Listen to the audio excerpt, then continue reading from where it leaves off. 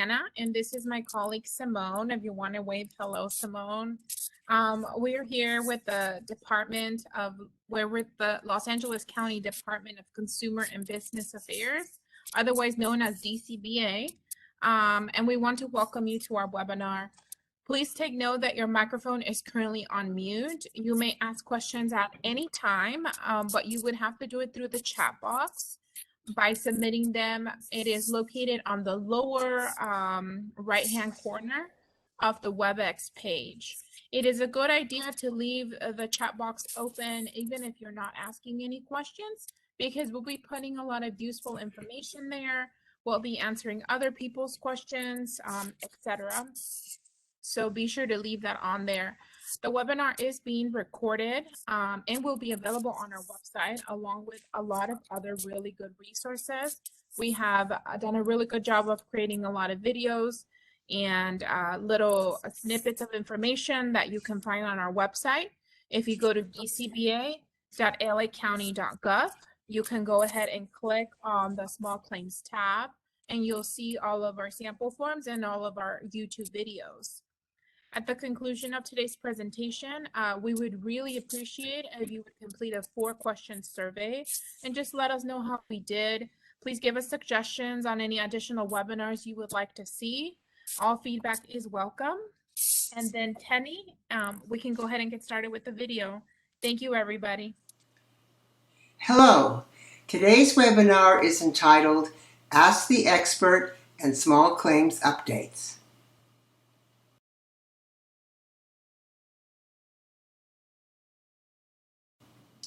In this webinar, we will first spend a few minutes on reviewing recent changes that have been made to the small claims process.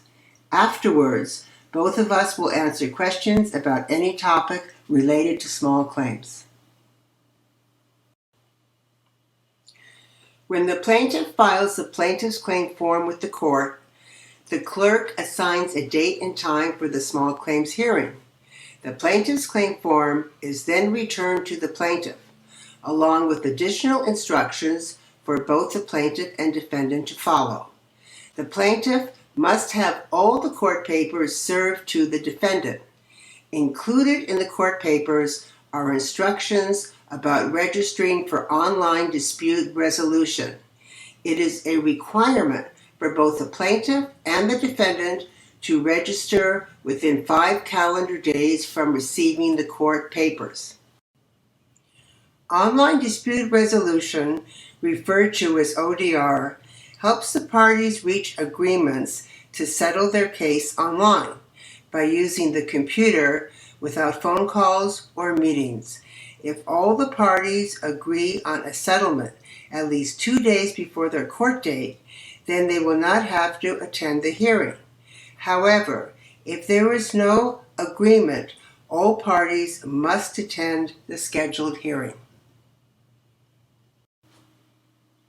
If parties want to submit evidence to support their case, both the court and the opposing parties in the court case must receive copies of the exchange of evidence at least 10 days prior to the hearing.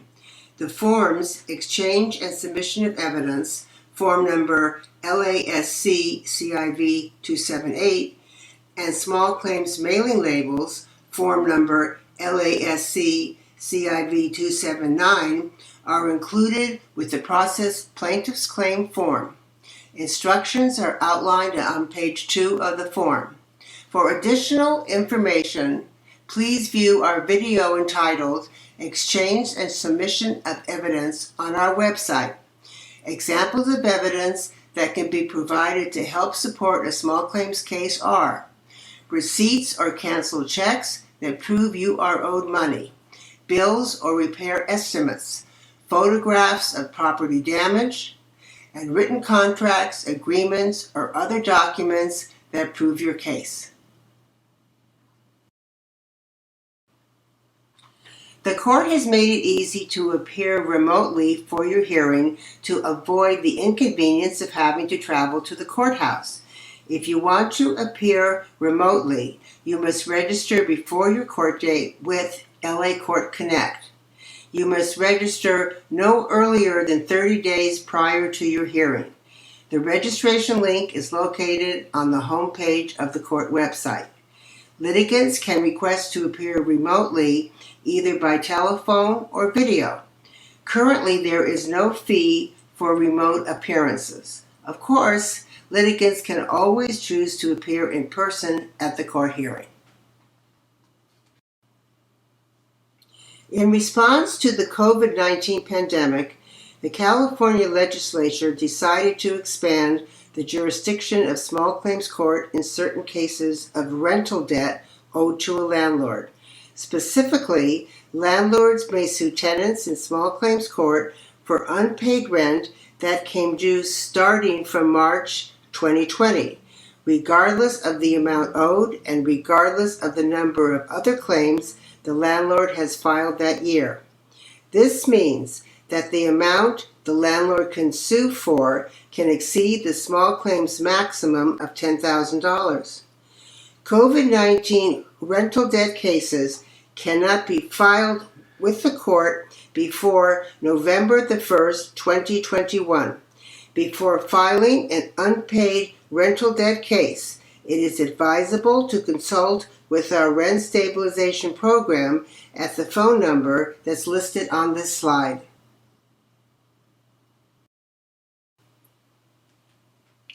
To accommodate the new COVID-19 rental debt court filings, the court has created and revised several small claims forms. The forms are listed on this slide. These forms will be available in time for the November 1st filings. Our staff continuously updates our website. For litigants who have questions about how to complete small claims forms, we have added a sample forms section. As you can see from this slide, there is also a link to YouTube videos that provide information on many small claims topics. This concludes our review of small claims updates, and now we are happy to answer your small claims questions. Since the pandemic, a lot of changes have occurred with the court to help facilitate remote appearances and also exchanging of evidence and also collecting for past due rent that we are referring to as COVID-19 rent. So I'll go over some of the highlights. The first one that I'm going to go over, I'm going to review the slides over here, is that being that the court was closed a certain number of days when the pandemic first occurred, things got extremely congested on the court calendar. So they devised a way of trying to mediate your case prior to actually seeing the judge. So when cases are filed and it's served on the other parties, within 5 days after service, it's required to register for online dispute resolution. So I would say, I'm just going to give a ballpark figure, about 10% or maybe even larger.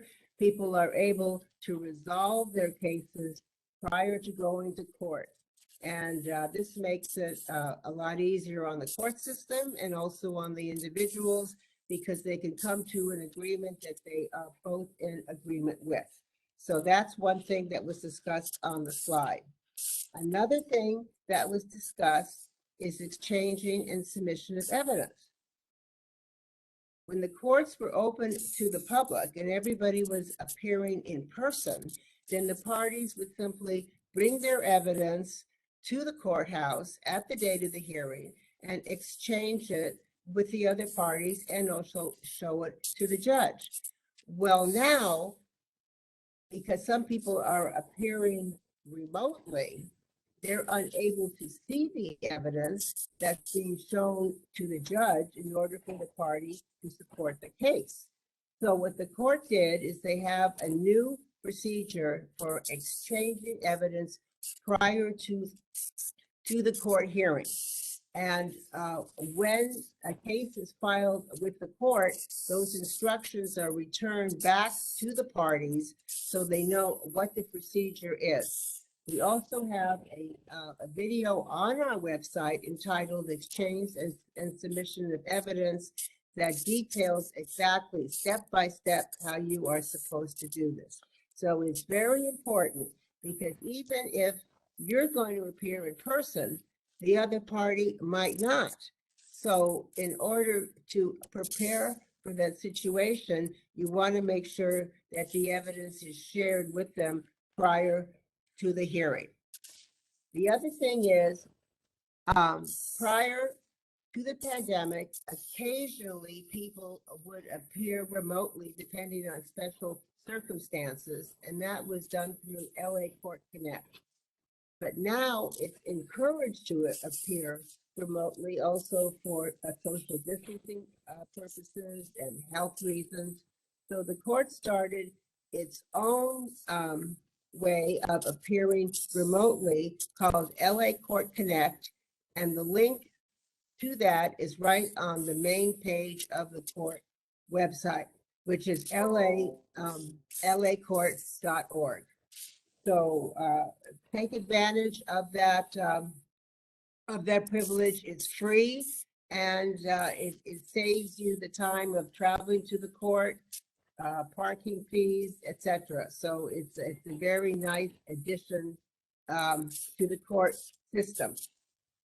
The other thing that's happened as of November the 1st is that small claims court is being used in order to collect back rent while we had the eviction moratorium, and people couldn't be evicted for non-payment of rent if they had financial difficulties. So in order to claim that money, landlords are able to file in small claims as of November 1st, which was last week. And they are going to be using a new form, which is called SC 500. And that is specifically if a landlord is suing for any back rent or related expenses like unpaid utilities, parking fees, etc., all related to the non-payment of rent. So if the landlord is suing for that issue, whether it's for $200 or hundreds of thousands of dollars, it has to be filed on that form, SC 500, and the amount they can sue for is unlimited, meaning it can exceed the normal small claims amount of $10,000. But it has to be done on that form. So we did show a list of the new forms that have come out on the 1st of November. Simone, Yes. Simone, your voice is coming a little bit far away. I don't know if you want to get the computer a little closer. I see. Okay, There good we to go, tell so me we that. can hear you better. Thank you. Okay, can we all hear me now? How is it, Diana? Is this Much better? better. Much better. better. Thank you. Okay. Is there anything I should go over, or have people heard enough of what I need to say? I think you went over everything really well. Does anybody have any questions regarding the slides or regarding everything Simone just repeated? It's all of the updates with COVID. Please feel free to put it in the chat and we'll go over it. This Now, video. Mhm. on our website, we have a lot of videos and webinars, and they came out very clear. It's easy to hear them and understand them. So if you missed something here, please check out our resources under videos and webinars. That is under resources on the small claims page. So I hope I recapped this small presentation, and if you have any questions, be happy to answer them. I do have a question here, Simone. It says, I got a property damage from my neighbor 2 years ago, and I want to go to small claims court, but she has moved and rented her apartment, and I don't have the new address. How do I serve? Okay, you have to be able to locate whoever you are suing or your case doesn't get off first base. It just ends. So there are some resources that are helpful through the post office. One of them is allows you to request for a change of address information that the person might have left with the post office so that you would know their forwarding address. Another way of tracking them down is to send a letter to their last known address and write down return service requested. What that means is the postman does not forward it, even if they have a forwarding address, but they will return it to the sender with the new address.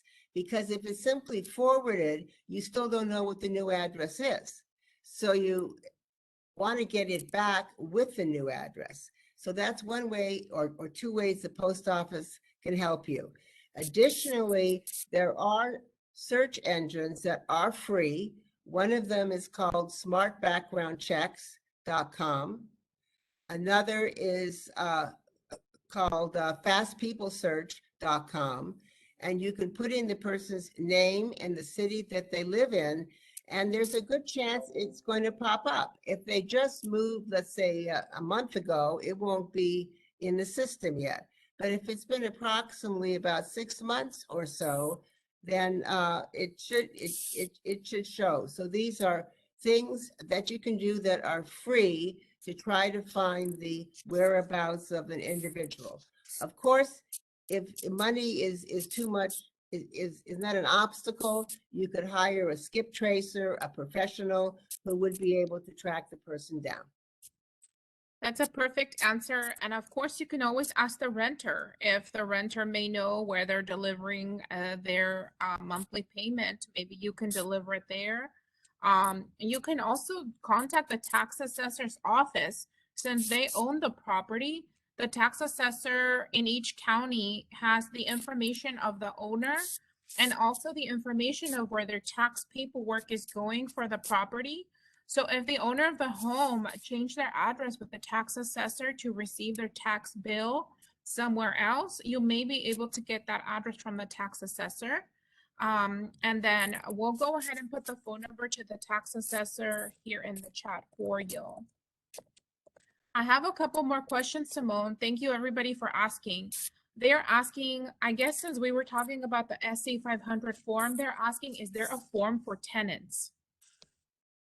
Well, you see, the form is designed for landlords who have not been paid their full amount of rent from March 2020 through September 30th, 2021. So it really is a landlord's form. So a tenant is not going to claim any unpaid rent from the landlord, but a tenant might have other issues. They might feel that while they were in the rental unit, the appliances didn't work, the heater, the air, or there was damage to their personal property because the roof was leaking. So the tenant can file, if they wanted to, a counterclaim to the SC 500, but that form is going to be the SC 120, called the defendant's claim. So it's the old form, it's not a special form. Because the special form only is relating to unpaid rent, and that isn't something that the tenant is going to experience. Now, for instance, if somebody subleased their place, so I rent a place and then I subleased it to somebody else, well, in some ways, I become the landlord now because I'm the one who didn't get paid the money. So I could fill out the SC 100, I'm sorry, SC 500 as the person who subleased the place. But it's only for unpaid COVID rent, and that would be a landlord. Thank you, Simone. Yeah, exactly. If you are a tenant and you're suing the landlord for any normal thing that is not dealing with COVID back rent, then you can simply start a regular small claims lawsuit, and that would be with an SC 100. In turn, if you want to countersue them, just like Simone said, if they sue you with an SC 500 and you want to countersue, you can countersue with the SC 120. I also posted the LA County Tax Assessor phone number for the previous question. And we have a lot of questions here. Here's another one, Simone. Thank you for your presentation. Can you please repeat the 800 number for folks with questions about the new tenant, landlord-tenant procedure? Can you please repeat the 1-800 number? Diana, is that going to be the 833 number? Yep. If we can repeat that out loud, and I'll go ahead and type it here. Okay, it's 833-223-7368. I'll repeat, 833-223-7368. And that is for questions specifically about housing matters. So how much can my landlord sue me for? How much do I owe? When can I be evicted? How long can I stay, etc.? These people will be able to answer those kinds of questions. Perfect. So I have another question here. Give me 1 second. It says, City of LA back rent, when can we go to small claims court? We like to refer most things to that 833 phone number because things are changing so often in terms of amending the dates that things can happen. But I think as an overview, generally the COVID unpaid rent is for those specific days, which is March 2020 through September 30th, 2021, and you can file now as of November the 1st. So what if you have a tenant who is still in there and they're not going to be paying November rent or this December rent, and you are unable to evict them? That does not mean that that rent isn't owed to you. But what it means is that you can't claim it on the SC 500 because that's only specifically for the date range of the COVID-19 back rent. Perfect.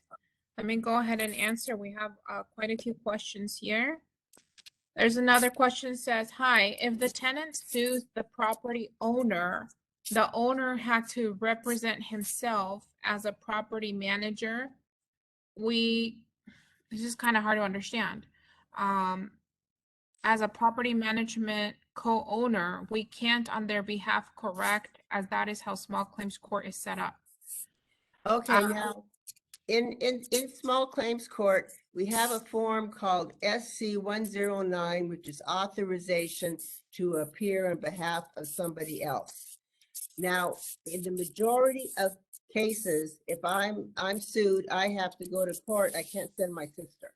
In other words, you have to represent yourself as the party being sued or the party who is suing. In the case of a landlord, if you look at that form, authorization to appear, the landlord is entitled to send the property manager to stand in for the landlord.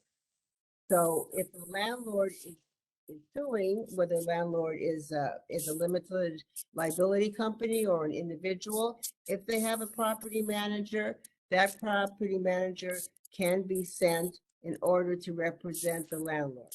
Sometimes tenants will sue the landlord as one, or right, in the SC 500, so the only one who's going to be filing is going to be the landlord and not the property management company. So I think I answered the question. Yeah, that's a great answer. Very well rounded. We have another question here that says, how about if the city paid partial rent, but not all the balance? Can we go to small claims court for the rest, or do we have to offer a payment plan? That would definitely be a question that goes back to the city's paid partial rent contract. I don't know if the contract states that if they pay for some of it, that you can no longer go after the tenant, or that you can go after the tenant with payment plan, or that you have to read the contract and you'll have to go back to where you got that city paid partial rent and ask them or speak to an attorney. With small claims, you can definitely submit lawsuits. However, the judge will get to decide whether it is liable or not. Because of COVID, there's so many changes. So the tenant would also have to do the research, and they could bring that to court and tell the judge this person is not allowed to sue me, or they are for this percentage, or whatever the rules that apply according to the contract you signed for that paid partial rent. For any questions, please give us a call at our 800 number, the 800-593-8222. That's our general counseling line. In case the 833 number is really busy because they have been getting a lot of questions, we can transfer you over or try to assist you. But again, that would go back to any contracts that you're signing with the city or the state or the county. It says here another question for. I'm going to add something to that, if I may. I'm looking at Yeah. the Form SC 500 that just came out on November the 1st. Perfect. What it says on page 3 on number 4, it says, list any amounts you've received from the defendant and any rental assistance programs or other third parties that have already paid any amounts that are due. So if the form itself is asking you to list any partial amount that you have received, and that would offset how much the tenant owes. But if you want to get further information about those items in your contract and exactly how much you think you can claim, then you're going to have to seek further advice by calling the numbers that Diana mentioned. But the form itself specifically asks to list any kind of partial payment that was received either from programs, the government, or from the tenant himself. Okay, next question. Exactly. And I guess the next question, it says for clarification, can we sue tenants in the city of LA at this moment only for rent owed up to 9/21? Again, anything dealing with the dates and jurisdiction, you would have to speak to our rent stabilization unit. So please give us a call at the 800 number and then choose the option for rent stabilization, landlord tenant questions.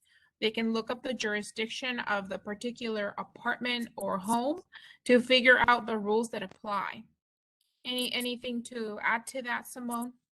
Well, I think in terms of the Form SC 500 is only up to the end of September. But like I said, if the tenant owes money beyond that, that doesn't mean they cannot sue them for it, but it's not part of the COVID-19 plan. Mm-hmm. So you would just have to go through the regular form, the SC 100, for anything after that date, and it would be the regular process.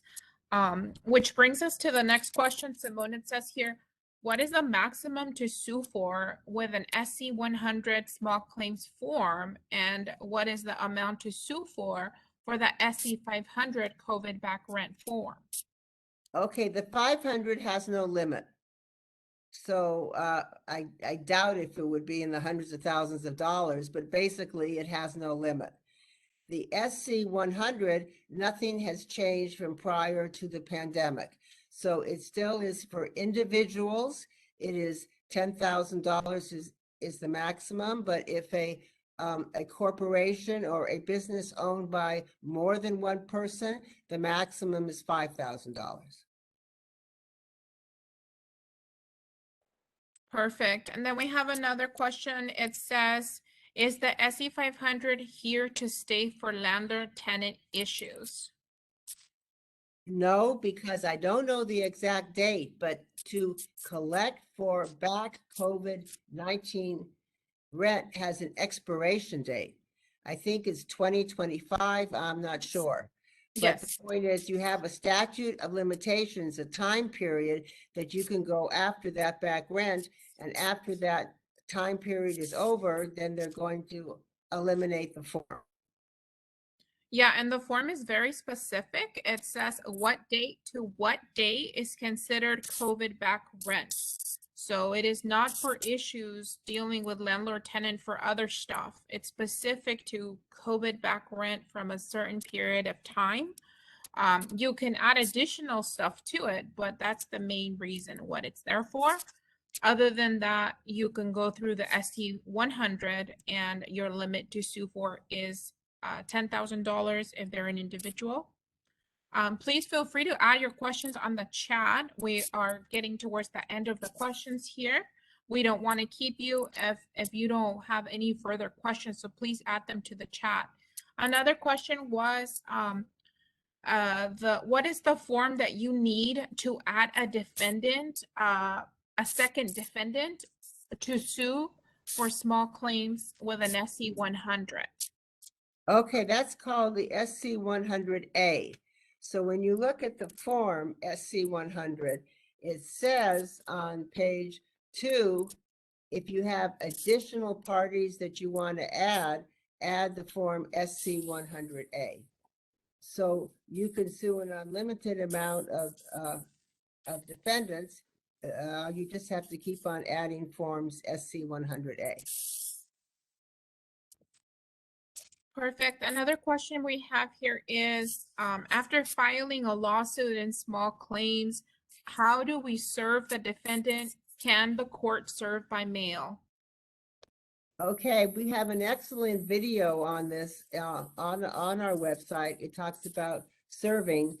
It says that in LA County, it cannot be served by certified mail. It either has to be in person or it's called substituted service. So in person means that you knock on the defendant's door, and by you, somebody that you request, because you cannot serve papers yourself. So it's either going to be a process server, a sheriff, or a friend. Knock on the door, hand the papers to the person who is being sued. Let's say that person doesn't answer the door, but their roommate answers the door, or their adult child over the age of 18 answers the door. The papers can still be left with that individual, but that's referred to as substituted service, where it's handed to someone to give to the defendant. The rules for serving for personal service is it has to be done a minimum of 15 days prior to the court date. The rules for substituted service, it has to be done at least 25 days prior to the court date, along with mailing a copy of the claim to the defendant. Now, the video that we have really explains it much better than I did. It's very thorough. You see pictures of the form, the proof of service, how to complete it. It's about 6 minutes long. I highly suggest that you watch that video for how to serve in LA County. Thank you, Simone. Another question that we have here is, how do I figure out what court to sue at?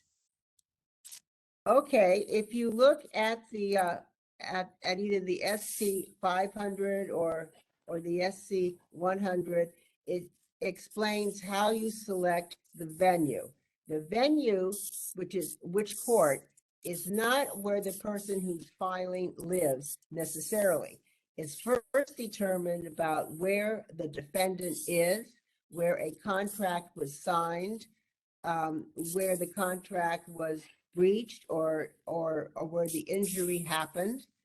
And so it gives you the reasons of how you select the venue.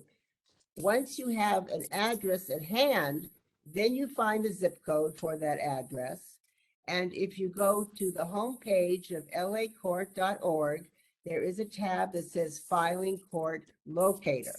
So you put in that zip code of where the incident occurred or was breached, and then that tells you which small claims court to file at. Now, there is a longer video. It's a 26-minute video, excellent video, that explains that entire small claims process. Also shows the homepage of lacourt.org, zooms in on the Filing Court Locator, so you see just where to find it on the page and how to determine the correct court location. Thank you, Simone, and I'll go ahead and put this in the chat, lacourt.org. Again, if you hover over the online services tab, online services, you'll go ahead and see the option for filing court locator. And then you can look up a court by zip code. If you do it by city, you may get a lot of different options. Is there anything else that we need to touch base on, Simone? We don't have that many more questions here. I wanted to let you all know, please post your questions before we end the webinar so that we can assist you all. Feel free to use the chat. And I do see here, we're getting more questions. Perfect. It says, I apologize if this question has already been asked, but what if we know that unauthorized tenants were residing in the property because they continue to receive mail 4 months after they've been evicted? Well, if you're the landlord and the tenant's been evicted, then I would think there's a way to go in to the residence and see if it's empty or not. I mean, if it's empty, sometimes the prior tenant did not put in a change of address form with the post office, or they did not notify everybody who's going to correspond with them that they have actually moved. So in that case, it's understandable that mail is still going to be coming there for quite some time. So if you do get unwanted mail at that address, hand it back to the postman or turn it in to the post office and say, these people no longer reside at this address, and then the post office will return it to the sender. But if you've done an eviction, then it would be highly unlikely that people are still occupying the property. If you change the keys or whatever else you do, being the people have left, then I don't think there's a situation where they still might be living there. So I would just give the mail to the post office and say, please return it to the sender. If the question is pertaining to suing, if you're trying to get monetary, some type of monetary benefits because of unauthorized tenants residing, you can contact our 800 number and speak to our rent stabilization unit, which deals with landlord-tenant rights. They can possibly tell you if there is any civil code, any punishment, or any kind of amount that you can claim in small claims court or in general if you want to sue these individuals for illegally living there. But you would need to know where they are in order to sue them through small claims. Not sure if that was the question, but just wanted to let you know. And also during the pandemic, they did relax some of the rules about having some unauthorized people move in, so that also some pets and some individuals who might not have been on the lease but would have been homeless otherwise. So you really need to speak with the rent stabilization unit to see if exceptions have been made in that case because of the COVID-19 situation. Thank you, Simone. We have another question here. It says, I have a check in payment for a loss. It has a clause that I cannot file suit if I cash it. Is this true? Anything can be put on a check. It doesn't mean that it can be legally enforced. So that's something that you would have to get legal advice on. For instance, let's say I'm paying my MasterCard. My MasterCard bill is $3,000. I send in a check and I put on the check, cashing this check for $1,000 means that you're accepting this as payment in full. Well, MasterCard is going to accept the $1,000, is going to cash it, but I still owe $2,000 left. So just because I have that on the check doesn't mean it is legally binding. So for that, you'd have to get legal advice about whether they're able to have you forfeit your right to go to court if those are your legal rights by having that listed on the check. You have to get a backup from an attorney to see if that is enforceable or not. Exactly.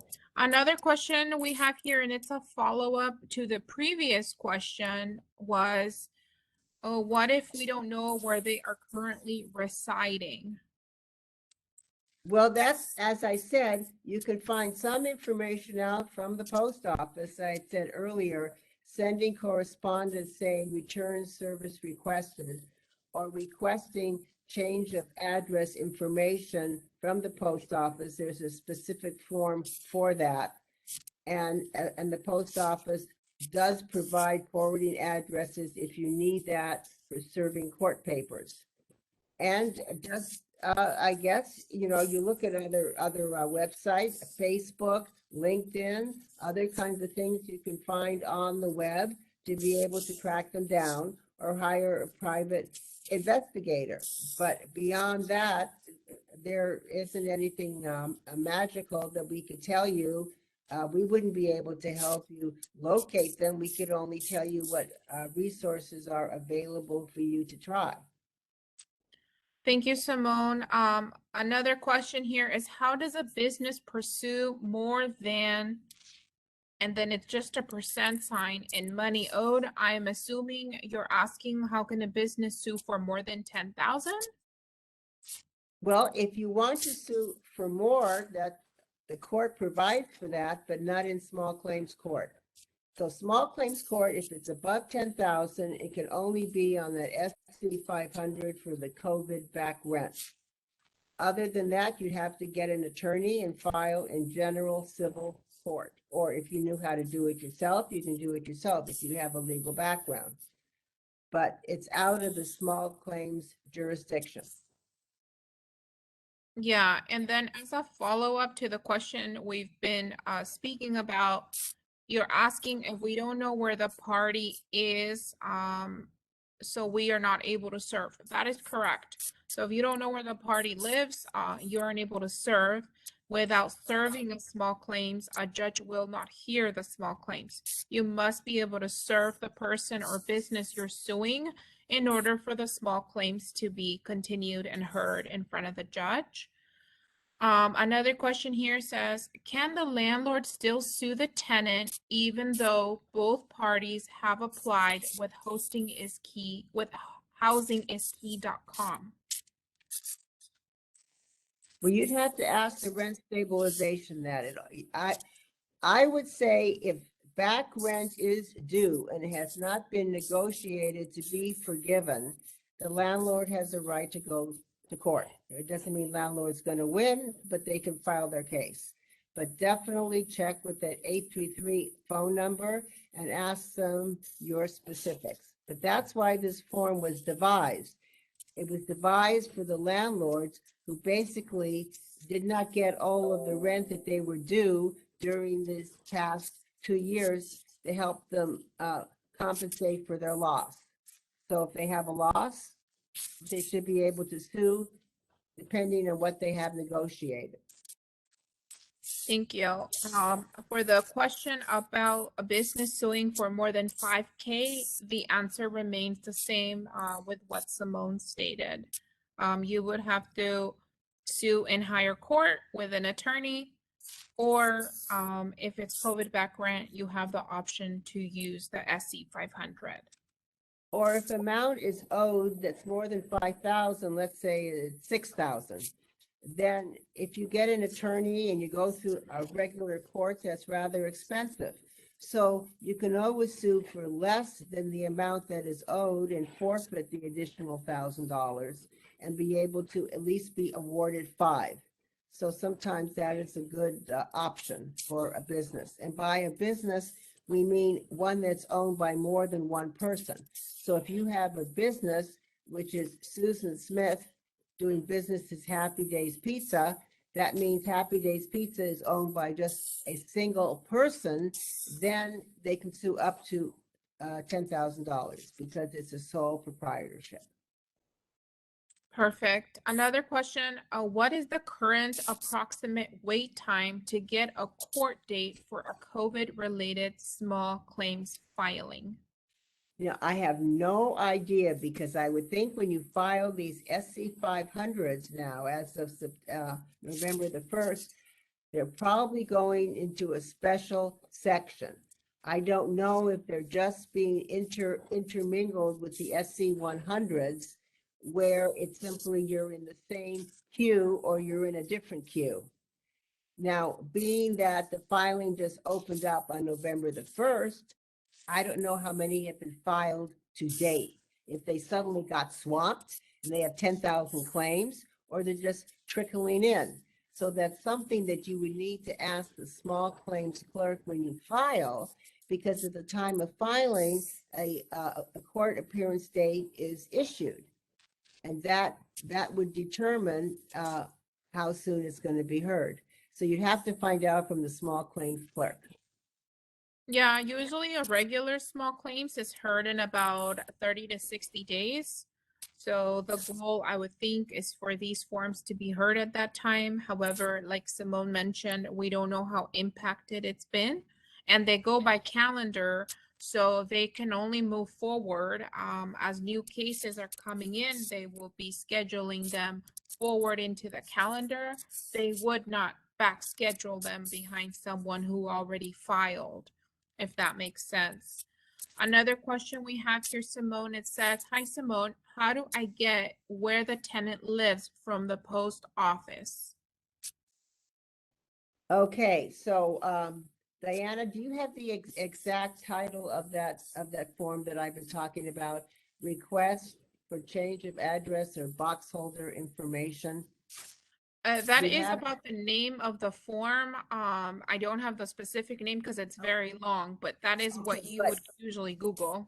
if you Google that name, up comes that form from the post office website. So the person who asked that question, if they would please put down their email, and we will email them the exact link to that form.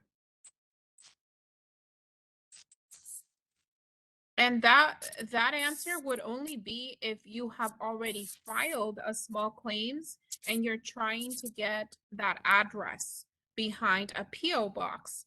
But if you are just trying to get an address from the post office about someone that moved, that's a different process. That would just be through a regular envelope you send to the old address, asking for that envelope to come back with a return address updated if the person who moved updated their address with the U.S. Postal Service.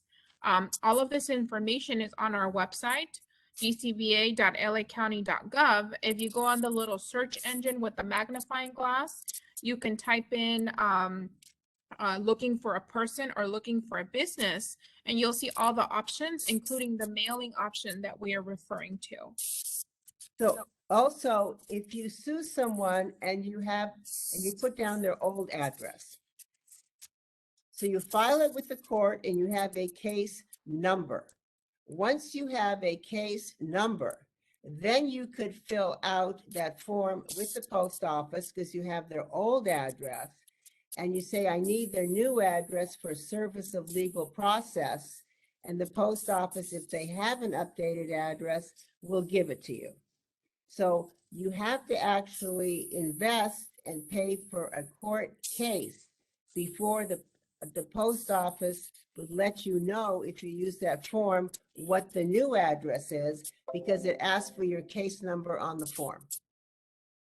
So if you don't mind losing the filing fee, which is either $30, $50, or $75, file with the last known address, get your court case number, and then file that form with the post office showing that you do have litigation in process, and that form is going to work for you. Thank you so much, Simone. I'm not seeing any additional questions. I'll give it 30 seconds here if we have any last question that wants to be posted. We want to help everybody as much as we can with these webinars, so you don't have to wait in line on the phones or have to search through our website. Okay, doesn't seem like we have any other questions. Do you want to go ahead and end the webinar, Simone? Oh, okay. Well, I want to thank you all for coming. I'm sorry for some of the glitches with the audio and stuff, but there's no way to anticipate that. Don't forget to check out our website where it's the information that you are asking is most likely is posted.